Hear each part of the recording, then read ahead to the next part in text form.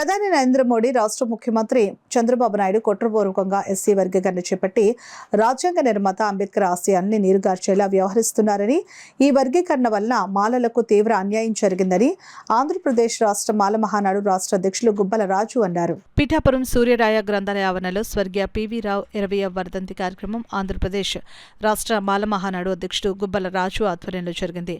ముందుగా doctor BR Ambedkar, PV రావు చిత్రపటాలకు మాల మహానాడు నాయకులు పూలమాలలు వేసి ఘనంగా నివాళులర్పించారు. అనంతరం జరిగిన సభలో మాల మహానాడు రాష్ట్ర అధ్యక్షుడు గుబ్బల రాజు ప్రసంగించారు. పివి రావు ఉద్యమ స్ఫూర్తితో మాలల నడవాలని అన్నారు.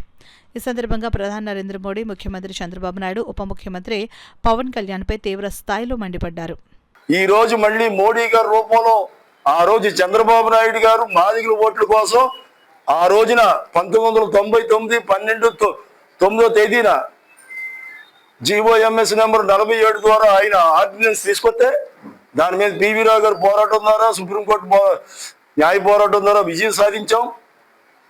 ఇది జరిగిన తర్వాత మళ్ళీ మోడీ గారి రూపంలో మరి మాదిగల ఓట్ల కోసం ఎస్సీ వర్గీకరణ చట్టాన్ని మళ్ళీ ముందుకు తేవడం జరిగింది.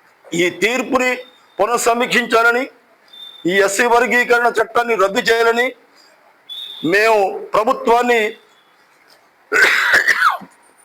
డిమాండ్ చేస్తూ ఉన్నాం. ముఖ్యంగా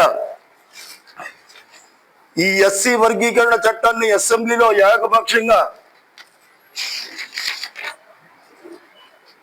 ఈ ఆంధ్రప్రదేశ్ ఉప ముఖ్యమంత్రి, డిప్యూటీ సీఎం పవన్ కళ్యాణ్ గారు ఇలా కరపత్రం తీసుకొని చంద్రబాబును, ఈ ఎస్సీ వర్గీకరణ చట్టాన్ని అమలుపరిచిన చంద్రబాబును పొగుడుతూ ఈ వర్గీకరణ చట్టం అంటే మాలలో ఏకపక్షంగా వాళ్ళు ఏకపక్షంగా ఒంటరిని చేశారు.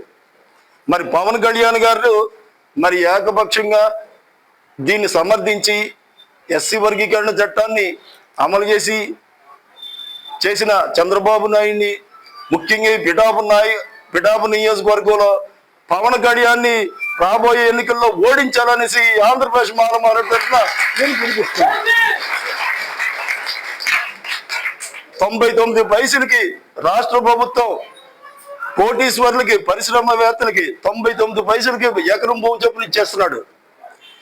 ఈ పిఠాపురం నియోజకవర్గంలో మాలలో 40,000 ఓట్లు ఈ పిఠాపురం నియోజకవర్గంలో మాలలు ఉన్నారు.